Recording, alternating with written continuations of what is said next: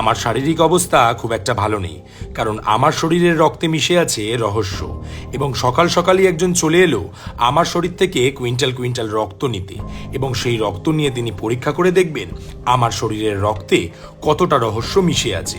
নমস্কার, আমি রাজ, এবং আপনারা দেখছেন রাজকাহিনীর আরও একটি রহস্যময় এপিসোড। আগের দিন রাত্রিবেলা হঠাৎ করে লক্ষ্য করলাম আমার বাবার মধ্যে স্পাইডারম্যান ভর করেছে, এবং বাবার হাত থেকে বেরিয়ে আসছে ক্রমাগত স্পাইডারম্যানের মতন জাল, যা বাবা ছড়িয়ে রেখেছে ঘরের আনাচে কানাচে, এবং সেই জালগুলোকে একত্রিত করে নতুন হয়তো কিছু তৈরি করবে।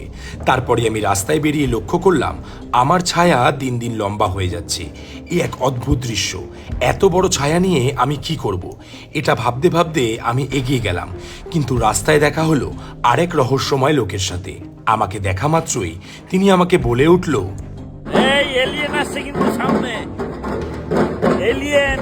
আর তার কথা শোনা মাত্রই আমি বাড়িতে গিয়ে এলিয়েনের খবর পড়তে যাব, ঠিক এমন সময় খবরের কাগজ উল্টে দেখলাম এক অদ্ভুত দৃশ্য। আমার সামনে রাখা রয়েছে সাদা রঙের ভাত এবং উচ্ছে করলার তরকারি। সেই সব খাবারগুলোকে একসাথে নিয়ে চটকে পটকে মোটকে মুখের মধ্যে দিলাম, এবং সেই খাবার উপভোগ করতে থাকলাম। তারপর বাটিতে রাখা ছিল সাদা রঙের ফেনা ভাত, যাকে আমরা পায়েস বলি। সেই খাবার উপভোগ করতে করতে আজকের ভিডিও এখানেই শেষ করলাম। টাটা।